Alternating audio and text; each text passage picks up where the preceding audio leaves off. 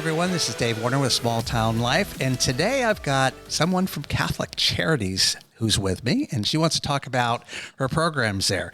Tricia Alford is director of the Runaway and Homeless Youth Program, right? Correct. I got it right. She said it to me real quickly, but anyway, I mean, just as a setup kind of thing, tell me a little bit generally, if you can, about Catholic Charities. Right. So Catholic Charities we're Herkimer County program. We're located in Ilion. Catholic Charities has grown so much in the last several years that they have been there. We have so many different programs. So Runaway and Homeless Youth is only one of the many programs that is there. We actually just last year in November celebrated our 40th anniversary at Catholic Charities. Wow. So that tells you how long that Catholic Charities has been there. A couple of years. Yeah. And throughout the years, we have, besides Runaway and Homeless Youth, we have a WISE program, we have a domestic violence program, we have a Herkimer County prevention program. There is a Rise Recovery Center that's located in Herkimer. We have the Food Sense. There's the Kateri Thrift Shop that's right over here on Furnace Street. On Furnace Street. Yep. It's part of Catholic Charities. We also have Hope Ministry, MHAT, which is a mental health awareness program. We have the Safe Harbor program, which is a bullying prevention class, along with human trafficking and things like that. We have NOUP, which is kind of goes along with the Food Sense, but it helps with SNAP. Right. With the county. I mean, there's so many programs you have to read from a brochure, right? Right. I could keep going on. Yes, I could keep going on. I know. No, that's okay, though. I mean, for somebody who doesn't know any better, you hear Catholic Charities. How close is it related to the church, or is it just loosely affiliated, but we have all these awesome programs? Right. So we're Catholic Charities programming. So, we are a completely different entity from the church. Okay. Oh, that's all you had? That's it. I'm good with that. All right. So you're specifically focused on youth, right, and runaway and homeless and things like that. So when did that program start, and why did it start? So in Catholic Charities, like I said, we just celebrated our 40th anniversary. So it's been there a long time. A lot of things have changed in 40 years. I've actually only been the director since October of last year. So I'm still very new at this. I've been in Catholic Charities for 8 years, though. So when we say youth, our program does help up to the age of 21, though. So usually when still young. Yes, when you're as old as I am, 50's young. So. Right. Well, she was about to just spill. Well, I'm only. No, wait. I'm not going to say that on a podcast. No, I don't want to say my age, because I think I sound a lot younger than what I am. Oh. I think you'd be wrong with young me. Too. Well, I mean, we have a photo. We're not going to tell everybody how old I really am. Okay. All right. We won't. But anyways, yeah, so when we think of youth, we usually think under the age of 18. But really, when we're talking about people that are out on the street, at the age of 18, they're not prepared to be on their own. Right. At the age of 20, that's only a 2-year difference. 21, that's a 3-year difference. They're still not prepared, especially this day and age. And we have youth 21 and under that, get separated from their families. They are couch surfing, so they're going from friends' homes to couch to couch to couch. And just hanging out, not really living anywhere. Right. And those are the youth that we really try to reach, because those are the youth that we don't see, because they're not the ones that are out on the street, but they still are considered homeless because they don't have a safe place to go home to. They may be safe for that night, but it doesn't mean that they're going to be safe on that couch for the next night. So I was a bad dad. So I was raising my 2 kids, and I told my son, he dropped out of high school and I didn't know it. And I said, you go to school or you work. If you do neither, you don't live here. And he said, oh, Dad, you wouldn't kick me out. He ended up couch to couch. Well, and that's... He's a good kid now. Right. But that's the thing. I mean, every home has their rules. Right. I don't see what you just said, an awful rule. The problem is He would tell you that now. He would tell you that now. It wasn't a bad rule. Right. Yeah. Right. But kids now don't want to hear those things. Yeah. They also don't want to hear that they have to get off their video games or they Right. have to go to school or they have to do this. So sometimes us coming in, providing a little mediation between the youth and the parent helps. And it keeps the family together, because that's our ultimate goal. Our ultimate goal is to keep the families together if it's a safe situation. Right, right. We don't want to put them someplace else. How has, that's how I parented back then, because my parents were pretty strict on me as far as the rules, right? How has it changed? How have you seen, yes, we've got all these devices and they can lay on a couch on their phone and play, but I mean, from when Catholic Charities started, when this program started, I know you weren't there, but you must have a sense of how much it's changed. Is it the influence of devices and things, or is it parenting or society, or, I mean, what is your feeling on that? Can I say all of the above? Okay. Yes, you can. Because it really is all of the above. Society and, all of the influences that are around, it impacts everybody, but it doesn't just impact the youth, it's impacting the parents too. Right. It's impacting their parenting style, which in turn is impacting the behavior of the children and how they're listening to rules, or not, or should I say not listening to rules, how they're respecting peers and adults. So how does your program deal with this then? Because if you've got something as large as a societal issue, you can't fix society, right? Right. So what do you do? So our program really is there for support for the youth. We provide a lot of counseling. We have a 24-hour, 7 days a week crisis hotline number that the youth can call.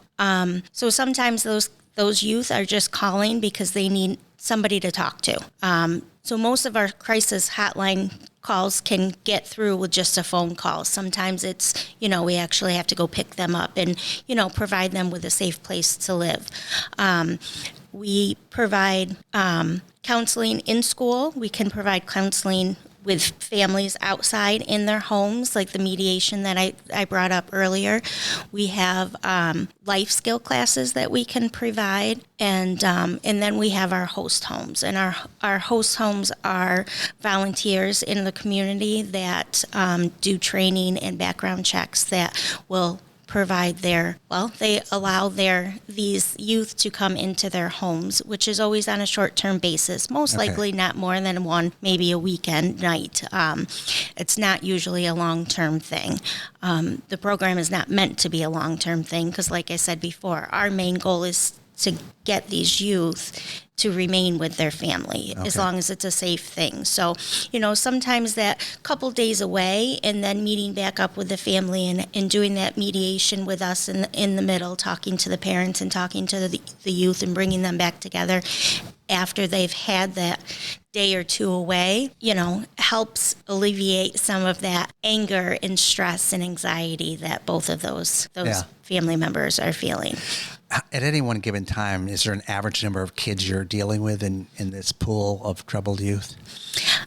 No, I wouldn't say an average number because it all really depends. It can be all environmental. Winter, are we going to get more calls because it's colder outside? Mm-hmm. So kids aren't going to be outside as often. They need a place to stay.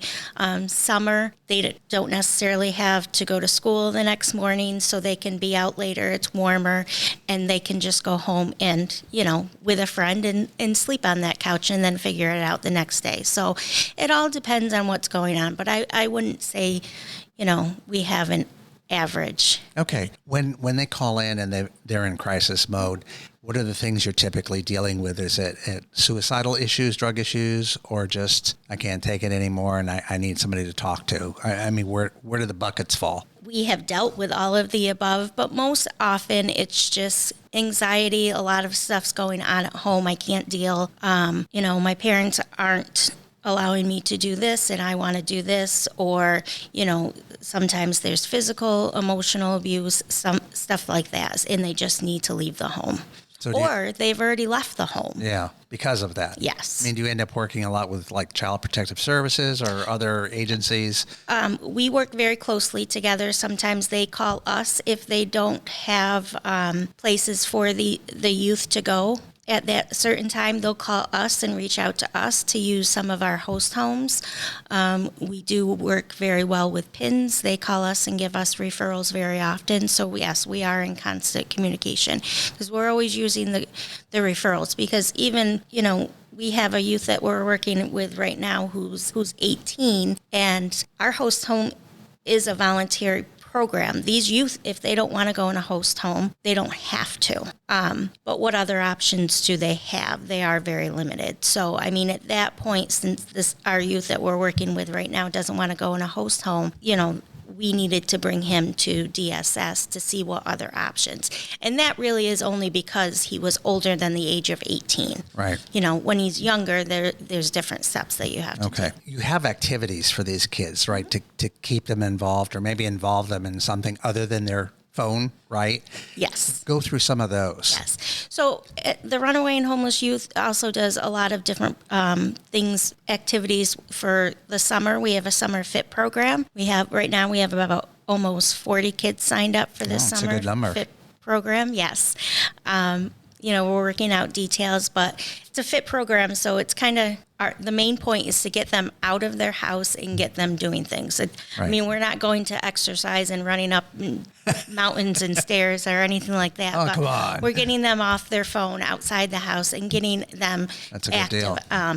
On these days that we have them. So we have that, and then we work very closely with Youth Engagement Services, who has monthly family and youth activities on a monthly basis. And they can be as easy as last night or the night before, I believe, she held a Disney trivia. Oh. So she had 26 people show up to do a Disney trivia, which was wonderful to see families come together and just play a little game.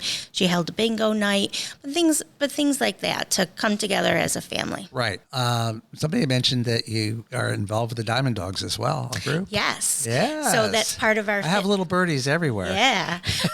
So part of our FIT group, our outreach coordinator, put together a lesson/game for our FIT program youth kids to go and play with the Diamond Dogs. That's going to as be well. They're going to love that. Oh, yes, they're going to love that. And our outreach coordinator also got a kickball tournament. And who is that again? Our outreach coordinator is Ashley McGowan. She's actually from Little Falls, so that kind of made it, It's that dog's connection. Yeah. But she has connections in Herkimer, too, because she also got the FIT program to do a kickball tournament with the Herkimer Police Department. Oh, that will be awesome. Isn't that exciting? Yeah, that's pretty cool. And that will help break down that barrier if they have any fears about dealing with the police. You're out there playing kickball with them, and they're just people. Yes. Right. Right. What other activities? Anything kind of interesting or any other connections like to the Little Falls or Herkimer area program-wise? We're always trying to be involved with all of the outreach activities. We always try to go to wellness fairs and have activities at the wellness fairs.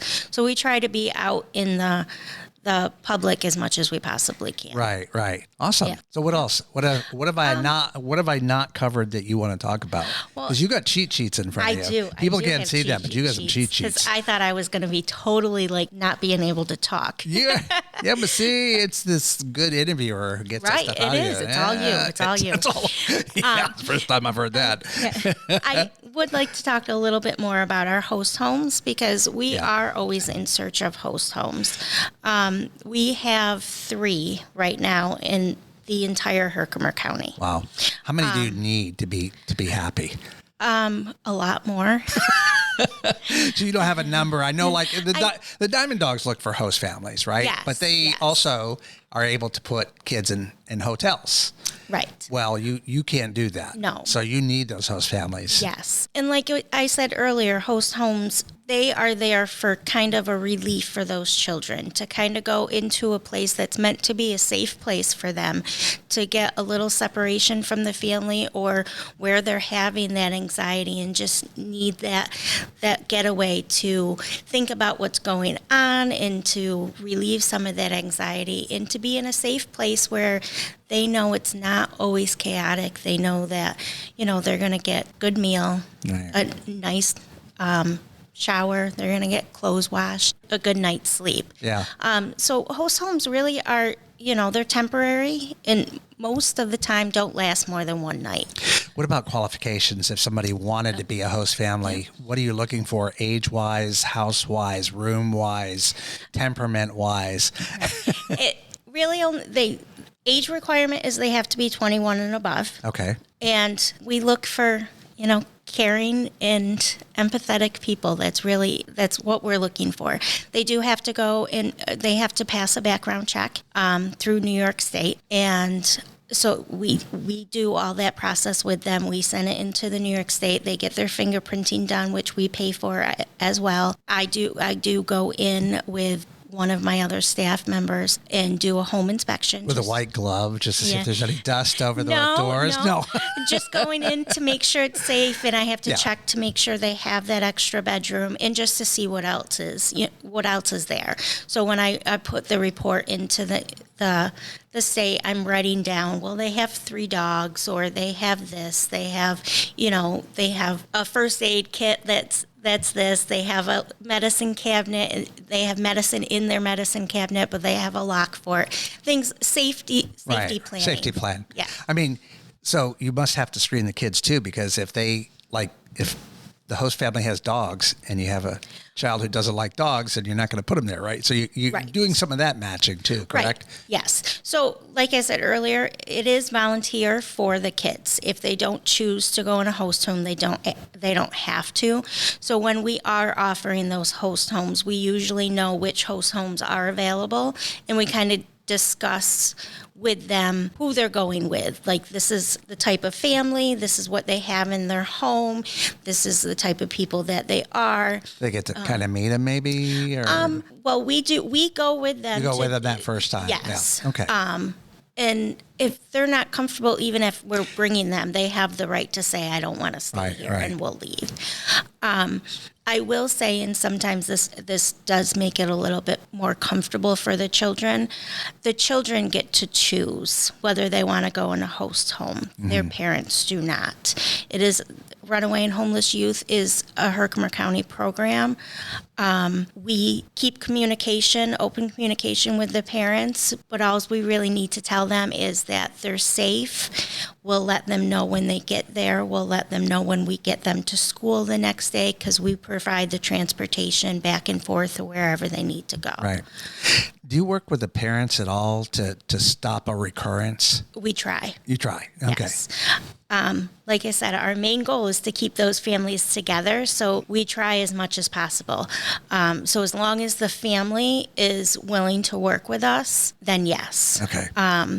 I will say, one of my staff members, Ashley, that I just spoke about, she's currently working with a family that we were preparing to put him into a host home, but when we intercepted it, didn't need to go that far, because we did the mediation, and they're doing very well with that mediation right now. Okay, so you help the parents and help them talk to each other. Right. Okay, Right. all right. And sometimes that's all it is, right? Just Exactly. communication. Right. And kids today, they just want to do what they want to do. Kids need to feel validated, so do parents. Mm-hmm. Parents need to know that we understand their feelings, but the kids need to know that we understand their feelings. So putting us in the middle to get them to communicate those feelings and to have that unbiased person in the middle really helps that communication a whole lot better. When it comes to the problem, which I think is increasing, right? Would you say that? Okay. From your standpoint, staffing wise, do you need more help? Are you able to get more help? How do you get funded? Kind of how, if this problem is growing, that means you need to grow too, right? Right. We are fully staffed right now. Herkimer County is small. You go to a different county, and they're not run how our program is run. They a lot of other counties have actual shelters instead of just host homes. So every county is run differently. The Runaway and Homeless Youth Program, we are funded by grants. Okay. So we're funded federally and by New York State, and also we do get funded by Herkimer County as well. Okay. All right. Would you ever look towards having some permanent facility? Is that on your bucket list? You can say Possibly. it. Jim Wallace will never hear this. I mean, there's new grants that come out every year, every other. There's always possibility for changes. Okay. All right. Awesome. What else you want to get out there? Like best way to contact you? Right. And if a youth or a parent is listening or somebody knows of somebody, how do they get hold of you? So I'll start with our hotline number, which is for our youth that is open 24/7. And it's not just your youth; it's any youth, any kid who can call you anytime. Correct. We are Herkimer County, so we are really only dealing with Herkimer County youth. But so a trip to Miami's out of the question to deal with a family that has a problem. I mean, they're not going to fund us to go to Miami. Well, no. But who'd want to be funded? Just go. Right. But if you're calling us from Fulton County or Oneida County, we're not going to hang up the phone on you. Right. You know how to refer them. Yes. Right. Yes. So it's one of us. It is us that is always on that hotline. So there's 4 Runaway and Homeless Youth staff out of Catholic Charities, and it's one of us that is always on call. So it's not like you're calling this hotline and you're getting some person that's 10 states away. You're getting us that's right here, that's local. I was going to say, it could be India, it could be further. No, it's us. I'm here to help you. So you're speaking to us, and we're following up with all of these problems either immediately or sometimes the next day, depends on what's going on. So you're going to hear our voices on the phone, and you're going to see our faces that match that voice, which is important to you. Yeah, with 40 that you're kind of dealing with now, that's 10 per. That's a lot to handle, right? If you divided it up like that. Well, for our summer fit program, we can't have all 40 kids go on all the field trips. That's We'll have to narrow it down. But we have some awesome field trips that, all the kids are going to be able to stagger and go to quite a few throughout the summer. So website, phone number? Yes. So you can find our website. We are under the Catholic Charities website of Herkimer County. And then my direct line, you can always call me for anything, any questions, any concerns, anything like that, is 315-894-9917. I messed that one up. Yeah, you messed that one up. What's my number again? You don't call yourself often. I have a problem with my parents. So can you get me out of the house, please? It's the Catholic Charity in Ilion. It's their phone number, and then my extension is 227. All right. Awesome. And I will say one more thing, because we do a lot of outreach, and we do have a lot of people that come up and ask us what our needs are. And if anyone does want to become a host home, that is one of our biggest needs, but also things if they want to do any donations. We are always in need of clothing for our youth. And most of our youth, when I say youth, I'm saying teenager kind of youth. So it's we're not looking for young youth sizes. We're looking for teenage youth sizes. Yeah. Non-perishable food, because that is obviously when we're dealing with youth, we're clothing them, we're feeding them, and putting a roof over their head. So non-perishable food we also go out and buy them sometimes gift cards to McDonald's or Subway and things and give them. So we'll always take gift cards. And gift cards are great. Yes. I mean, you don't have to think about what to get, and the kids know how to use them. Right. Right. Yep. All right, Tricia, I appreciate your time today. It was great learning about the program. I didn't know anything about it. And for everybody listening, we'll see you next time. Okay. Thank you for having me. You're welcome.